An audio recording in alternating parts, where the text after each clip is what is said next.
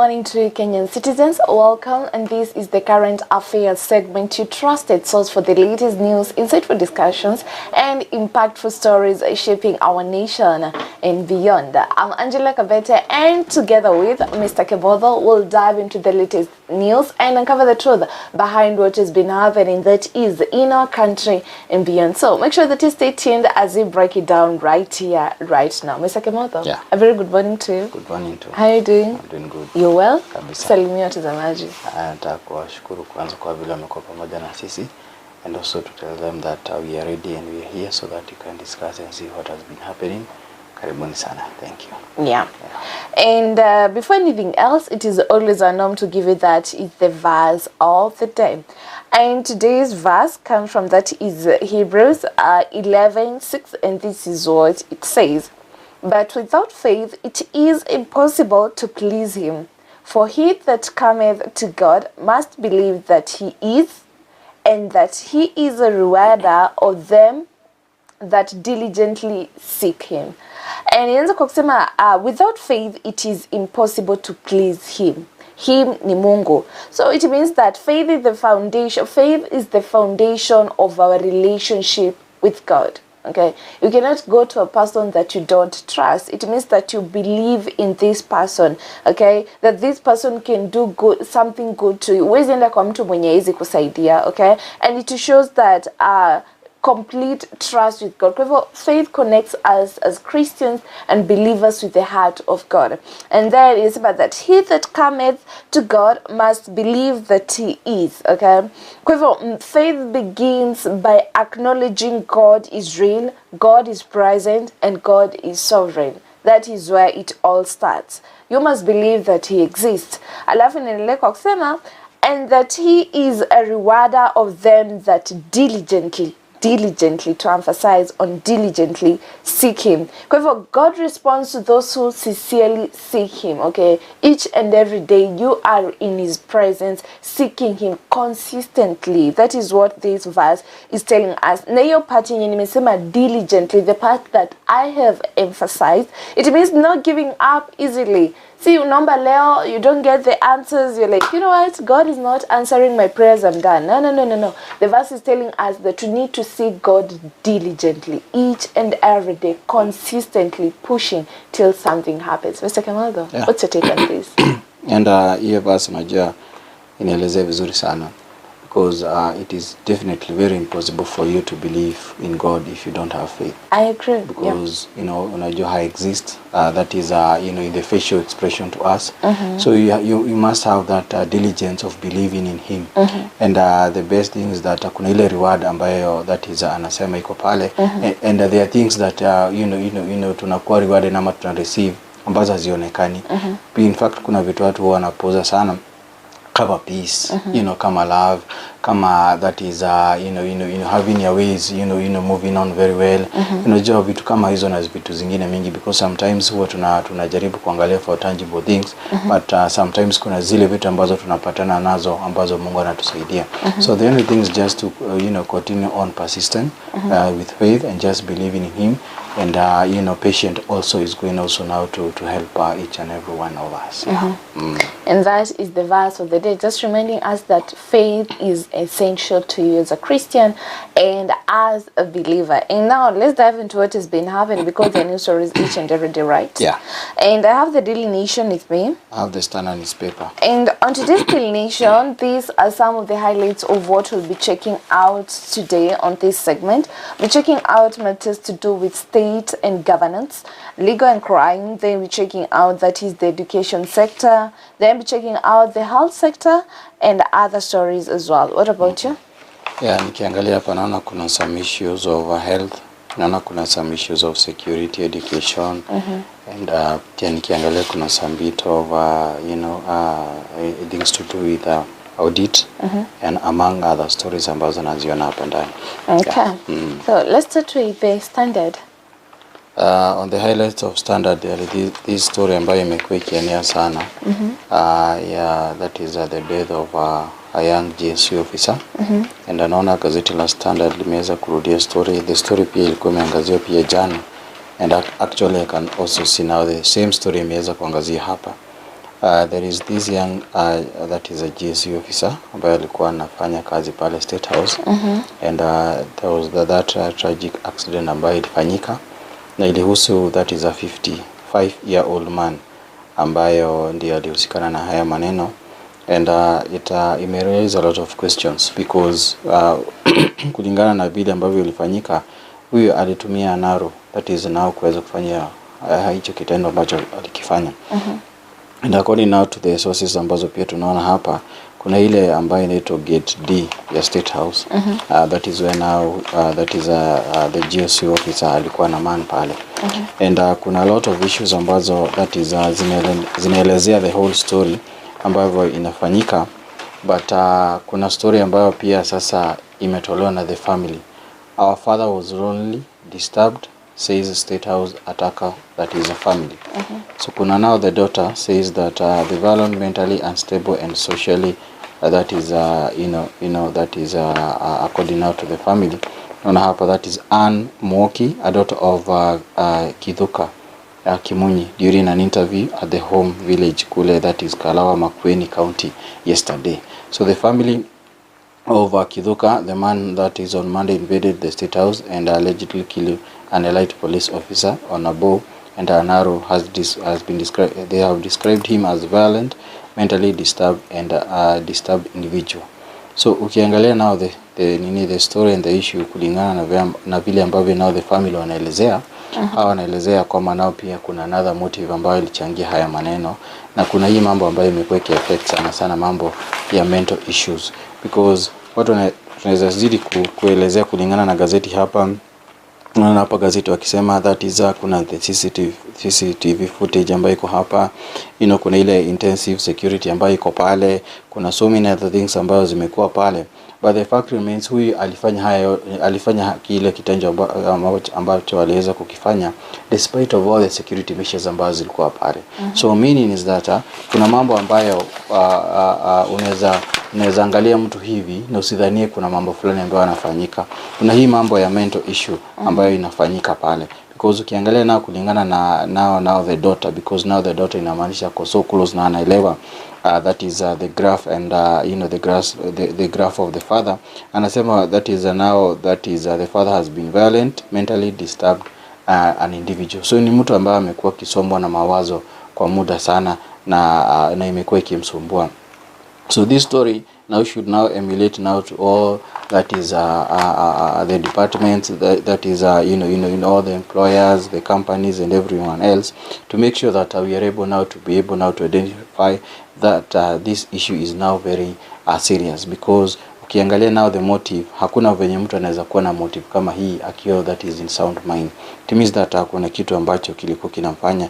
In fact hata venye alienda that is alikuwa presented that is pale kotini, yeye mwenyewe alisema ati there are evil forces ambazo zilimlead kufanya haya maneno ambayo aliweza kufanya. It shows you that we need now to go beyond the normality of what we see and because and try now to see, because kama kungekuwa na mtu angeweza kusomanisha hichi kitendo from the word go, maybe tungeokoa maisha ya huyo GSU officer, na pengine at the same time pia maisha ya huyu pia angeweza kuokolewa, because unajua sasa atahukumiwa that is na madam na any other charges ambayo that is kulingana na the decision of the court, na pia mtakuta tu bado wakiambia bado maybe ende afanywe assessment, that is in assessment ya mental, waweze kuangalia ni jinsi gani ambazo that is amekuwa kifanya, because the reason as to here we are saying that is a mental issues that needs to be addressed. Ukiangalia pia kwa gazeti la Standard hapa kuna other stories ambazo zina lead to such bad cases ambazo ziko hapa, the brutal murder of a child, the brutal murder of other family king members. So ukiangalia hapa kuna masuala fulani ambayo yanafanyika, and it is high time that we need to help each other, the society, even the other stakeholders, so that we can be able now to address this issue ambayo iko pale. Nakuta saa zingine hata watu watako barabara, unakuta mtu tu anatembea tu kwa barabara, mafikiri yake iko mbali, haja realize mahali yako, mambo nini na mambo mengine ambayo yako nini kama hayo. And you can imagine that is this issue kama iliweza kufanyika in a highly guided places ambayo kama nini that is near the perimeters of State House, it shows you that something needs to be done, because if somebody can dare to do that in a highly secured place, because the last time tuliona kulikuwa na breach around that place ilikuwa that is ni wakati wa demonstration ya Gen Z that just within the around the premises. So it shows you that something needs to be done.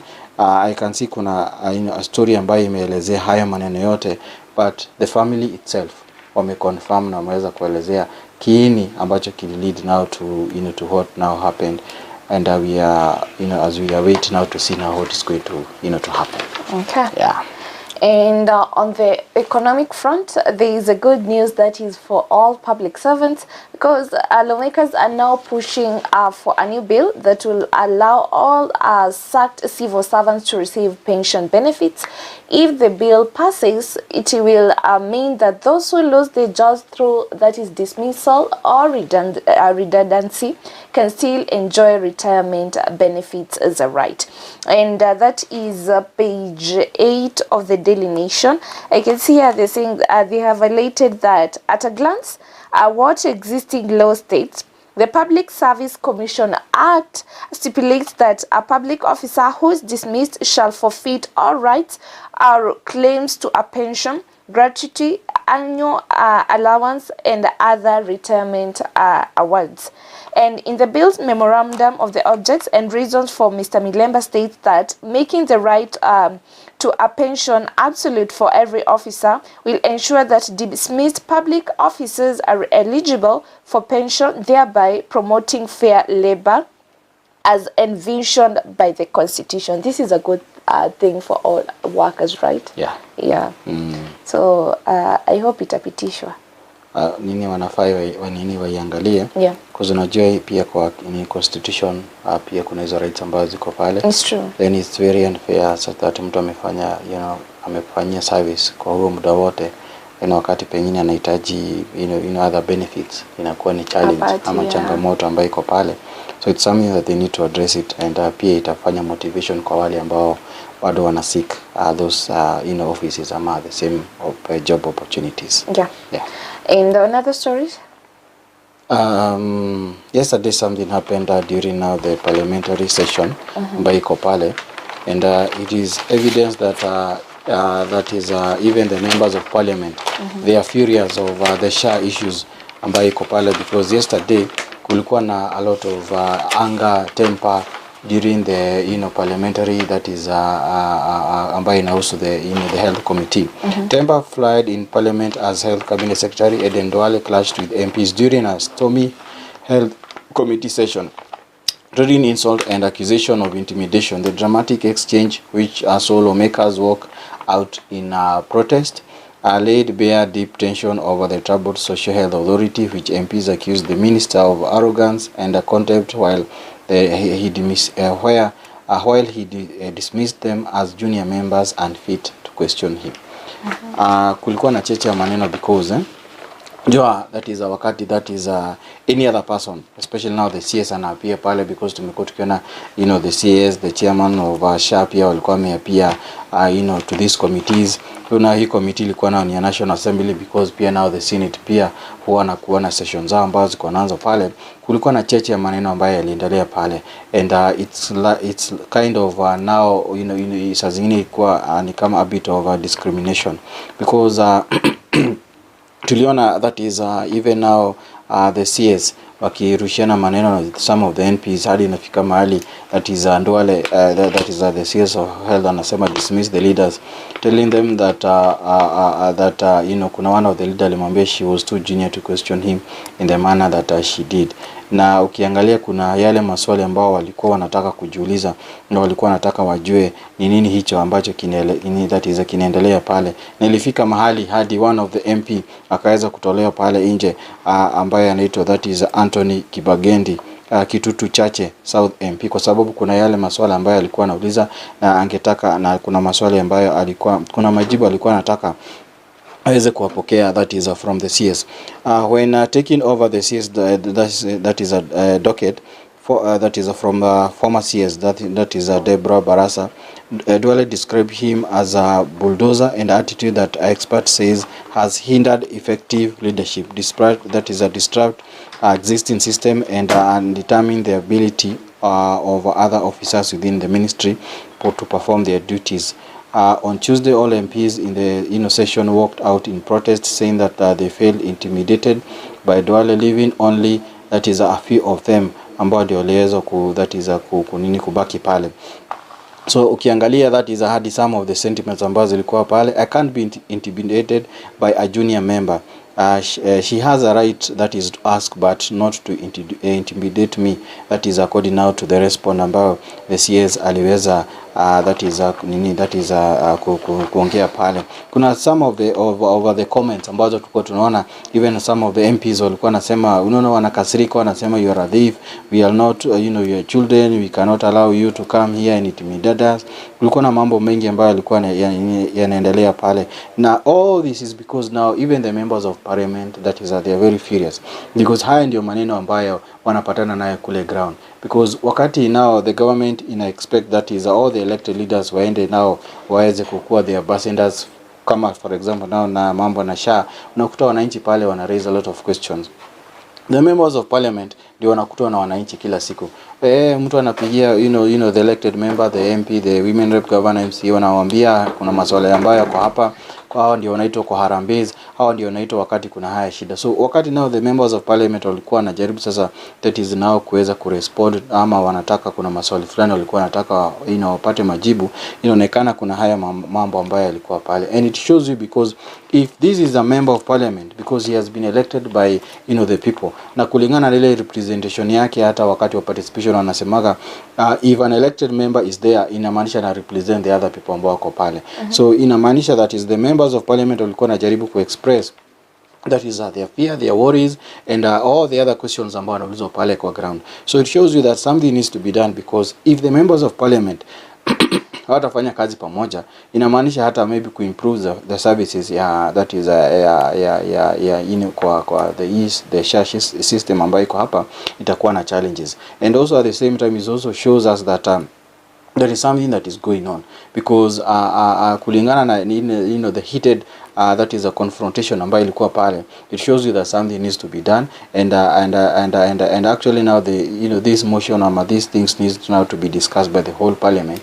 They waweze kudiscuss, because actually SHA imekuwa na a lot of issues, but at the same time kulingana pia na the chair alikuwa anaambia the CS, we are only asking you questions so that also we can also help you to improve on where kuna defect ambazo ziko pale. So that is what now happened, because tumekuwa tukisoma mambo ya SHA na mambo ya hospital and everything else, but sasa jana hii ndio maneno ambayo yaliweza kuendelea pale, because the MPs need to seek answers as to the utilization of the funds ambazo ziko pale, na pia the dismissal of some of the license of some of the hospitals ambazo ziko pale, and why pia kwa nini kuna discrimination of some of the hospitals, zingine zinalipwa zingine hazilipwi, among the other question ambayo walikuwa that is wanaweza kuulizana jana.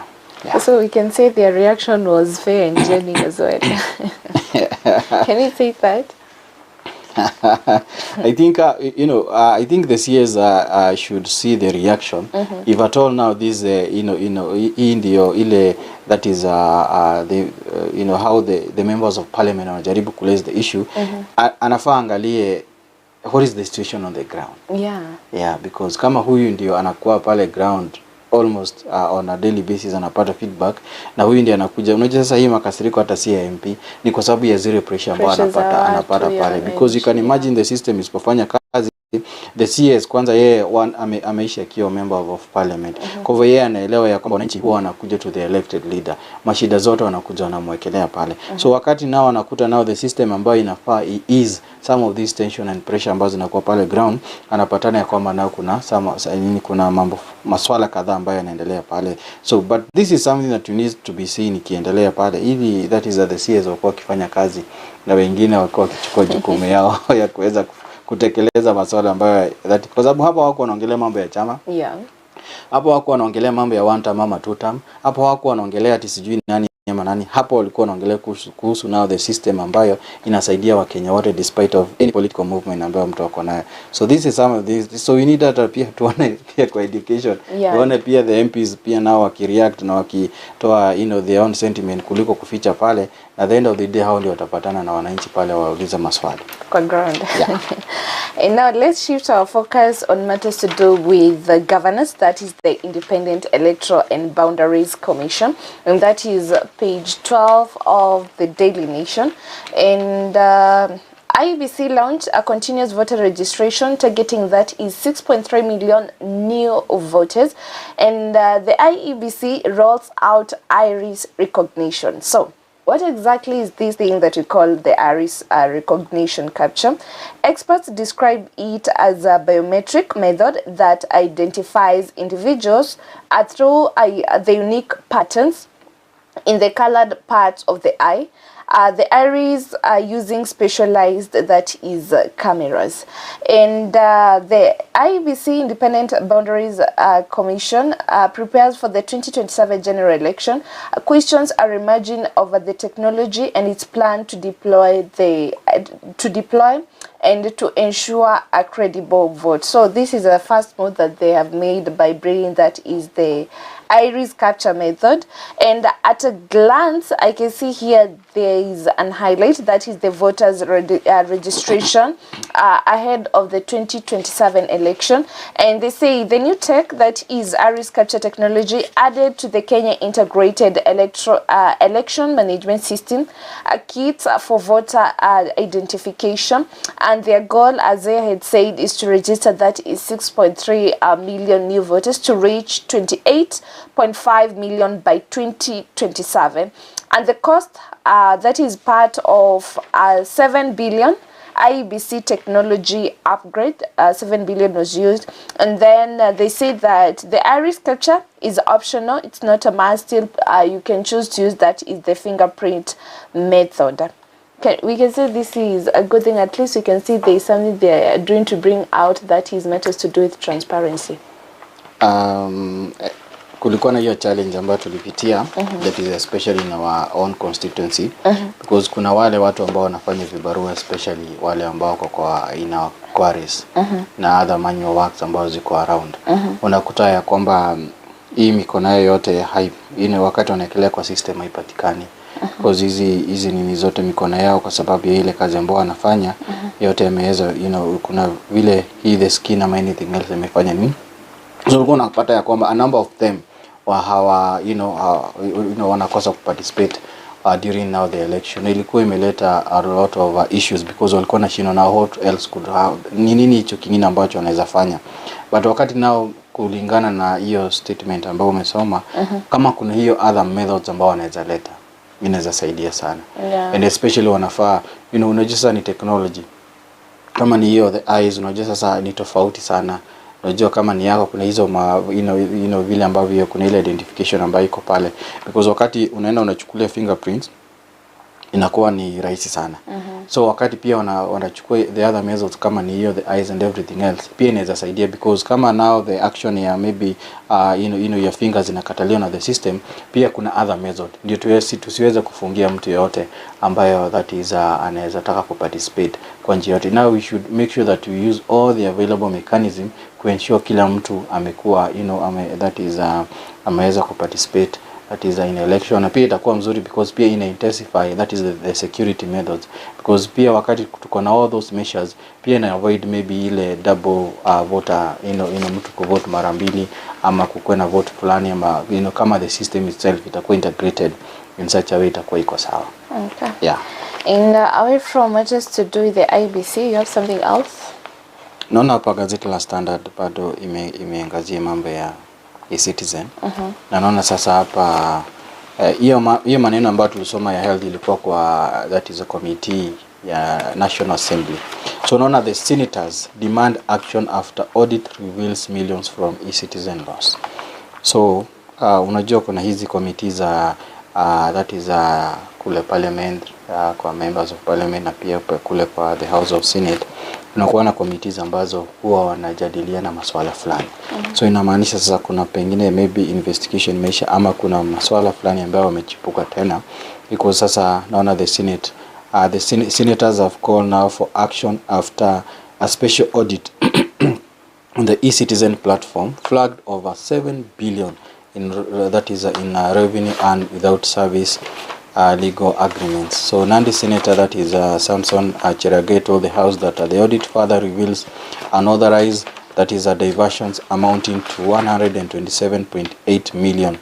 The Office of the Auditor General also referred the regressive flat rate of 50 convenience fee that burdens low-income Kenyans seeking, that is 22,000 government services. So inamaanisha the e-citizen iko na 22,000 government services ambazo ziko pale. So it is one of the system ambayo inafaa iangaliwe sana, and inafaa that is ipatie all the security measures ambazo zinafaa ziwe pale. So the audit reveals that governance failure, procurement irregularities and revenue risks that threatens service delivery and undermine public confidence. So key among those kuna zile the legal framework, poor that is interagency coordination and continued control of corporations by wale ambao that is wanai-operate.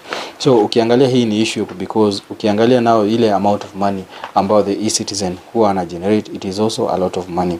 And actually now ukiangalia now in fact almost all the government services utazipata pale, kama ni the issue of registration of birth, pia mambo ya passport, ukiangalia ni mambo ya mashamba siku hizi yako pale, ukiangalia ni mambo ya any other registration iko pale, hata pia ninaona mambo ya ORPP, mambo ya political parties registration bado ziko pale.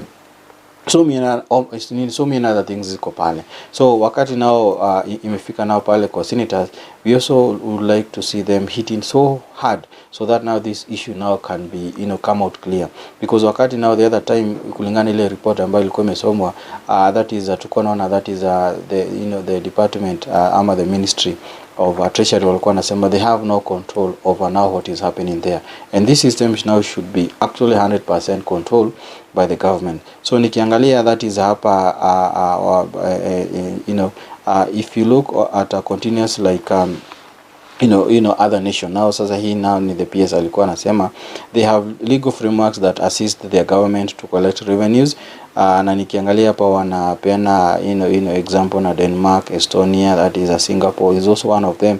But here I can say his ni statement ya CS, this because I'm speaking out of experience on this matter, legislation and drafted engineering by the private sector. Na kulingana pia naona na mtazamo hapa wa the Narok Senator ambaye alikuwa anaongelelea hapa, if the ICT authority is unable to develop technology, why not go to the National Intelligence Service?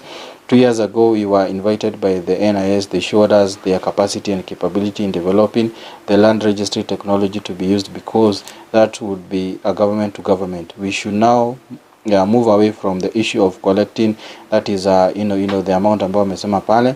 So ukiangalia hapa pia now the Senate ni kama pia after uchunguzi wao wameweza kuona ya kwamba this thing can work if at all it can be given the full for that is a support system, because unajua pia kumekuwa na mambo ya cyber security and other issues, because wakati unaingia kwa e-citizen pia ya data pia unaweza kupatiana pale, na wakati unapeana ya data you don't know the back end ya yule mtu mwingine na how vile ambavyo anaweza kutumia this data. So kuna hiyo data protection pia inafaa iangaliwe, na pia at the same time kuna utilization and transaction of this amount ambazo zinatokana na e-citizen ambazo pia zinafaa ziangaliwe. So we are really hoping that is the Senate committee ama wale ambao wanataka kujua haya maneno wata come up with a conclusive answer, and also we are really hoping that the same thing is going to be implemented, because ukiangalia people are so much willing. Kama ni watu wengi saizi wameregister na e-citizen, kama ukiangalia ni mambo ya watu wako so much willing, because watu sasa wameanza embrace the technology na wameona that is the essence of it, because some of these services you can just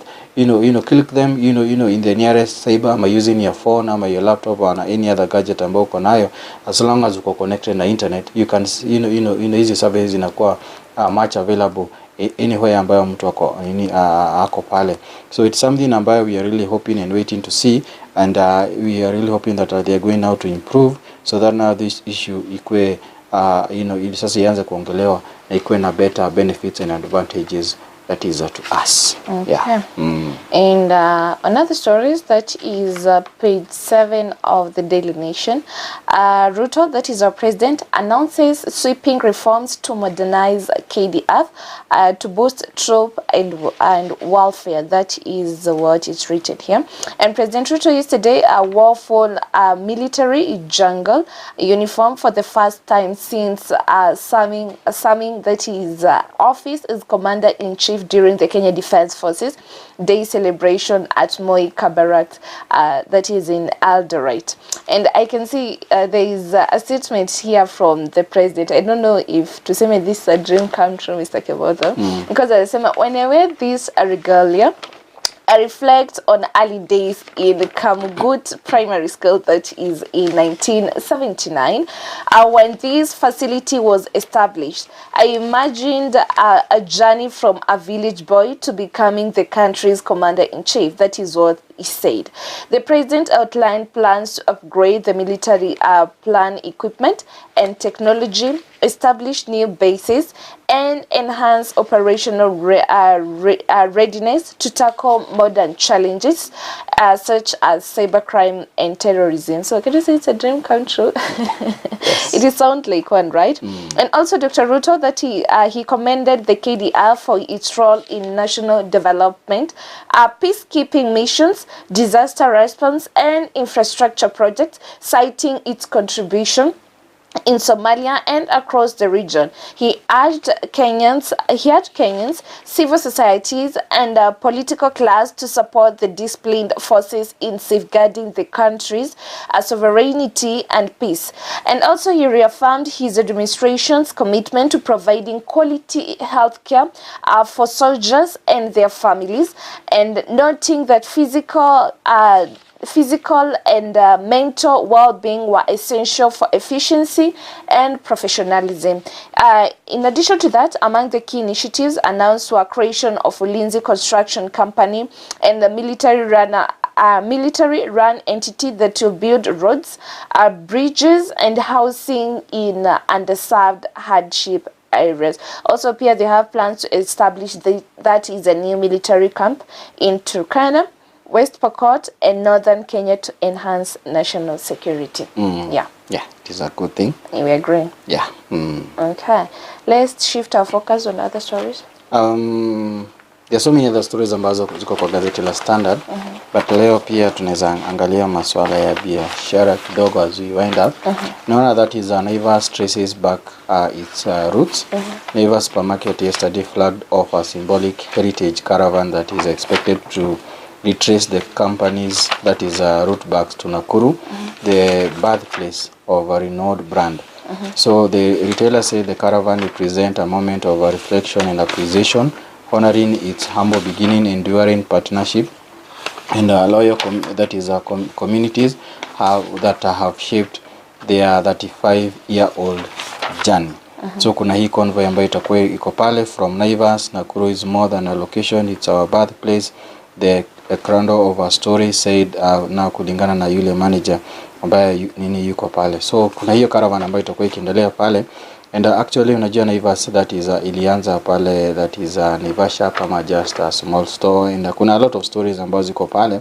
So wameamua kukuja kuja huku kwa ground, na pia ninaona that is the road show, na pia kuna other companies ambao pia watakuwa wamefuatana na wao, na so mimi najua pia maybe kutakuwa na some other promotions ambazo watakuwa nazo, but the good things that wamesema wacha warudi mahali walianzia, na pia waweze kuja wa partner na pia na the local communities ambao wamekuwa wakiwasaidia sana. And this is one of one of the investment ambayo tumeona ikifanya kazi, because pia on terms of employment pia wameemploy watu wengi sana, and it is something ambayo ni mzuri sana, because wakati nao kuna local employment ambayo inaendelea pale inakuwa ni mzuri, na pia the same time is that pia wana promote pia the other suppliers, because unakuta kuna bidhaa ambazo zinatoka pale mashambani na hatujasikia zikiweza kutoka that is outside our nation. So inamaanisha pia growth wise wamekuwa wakisaidia pia wakulima ambao wako pale, na pia wamekuwa that is wakisaidia na pia kuimpact other people ambao wako pale. So it is something good ambao wameweza kuleta, na pia watu waweze kuinteract na wao, na pia at the same time kuna other products ambazo zitakuwa pale. So it is a good thing, and also pia unajua pia inapeana motivation, because pia tuliona that is the government ikikuja na program ya kuweza kusaidia small enterprise through their program ambayo inaitwa Nyota. Ukiangalia now the story of Naivas walianza from very humble beginning ambazo ziko pale. So it's something good ambayo pia itafanya motivation, na pia itaweza kupatia so many hope to so many other small entrepreneurs pale ambao maybe their vision ama their venture wangetaka kuaspire kukua, that is kama Naivas. So we are saying thank you and kudos to Naivas Supermarket. Yeah. And still matters to do with business when it comes to the agriculture sector. And I can see here they say that 6% increase in the area under cotton cultivation since 2024. And they're saying that commodity the country earned that is 527 million in the year crop in the year 2024, and they say the value of cotton lint jumped 70% to a 5-year high of that is 527 million in 2024 crop year, as farmers attracted by improved markets and increased production. And also, as part of a strategy to boost cotton production, the state has recently expanded large-scale production and a certified variety of cotton seeds and put additional tracts of land to lease private sector. So this is a good thing, and also now that the president is part of COMESA, is the one taking lead of COMESA, probably there'll be something good for them. Yeah, and especially now when it comes to the issue of COMESA, ile mambo ambao waliongea mambo ya visa free and everything else, inaweza saidia sana. Na pia unajua kuna zile tariff rates ambazo tuliona that is zikitu affect sana kutokana na mahali ambapo tulikuwa tunafanya exportation of our items from our nation. So inaweza saidia sana wakati maybe sasa wanaanza kuventure na pia ku ease some of the tariffs ama some of the regulation ambazo ziko pale. Yeah. Yes. And before you wind up, you have something there? Just to wind up, na pia hapa kwa readers kwa standard kuna maswali mengi ambayo huwa wanaulizana pale. When it comes to devolution, naona hapa kuna mtu ameuliza county governments have failed the people. So hiyo ndio kitu naona hapa, na wameangazia mambo ya healthcare na mambo yale mengine ambayo yako pale, but huu ni mtazamo ya one of the article iko hapa, why government must invest more in healthcare. So ukiangalia mambo ya health bado inaangaziwa sana. That's why unaona kulikuwa na ile fury na some of the members of parliament. Pia nikiangalia hapa kwa terms of education, kuna that is a Kenneth Kumboka anasema most of our teachers are suffering. So inamaanisha pia kuna mambo maswala kadhaa ambayo yanafaa that is iangaliwe. Na pia kwa upande pia naona ya politics, naona kusema united opposition could stand a chance against Ruto by picking Martha Karua as its flag bearer. So huyo pia ni mtazamo ambaye anaitwa Ibrahim Isaac ambao pia anatoa mtazamo wake kulingana na masuala ya kisiasa. Yes. And I think that's what we have. And also, as we wind up on page 1 of the Daily Nation, you can see our students, pupils from Aramo Primary School, wanasoma that is newspaper for study. And now this bring that aspect, the need for better materials and textbooks in schools. Yeah. You have something to tell the viewers? Just want to say thank you for joining us and being there for us. Na wakuwe na siku njema yenye baraka. Thank you so much. Yeah. Thank you so much for tuning in for this segment, that is the current affairs. We're always here to make sure that you as a Kenyan citizen out there is updated of what is happening that is in our country and beyond. My name is Angela Kabete.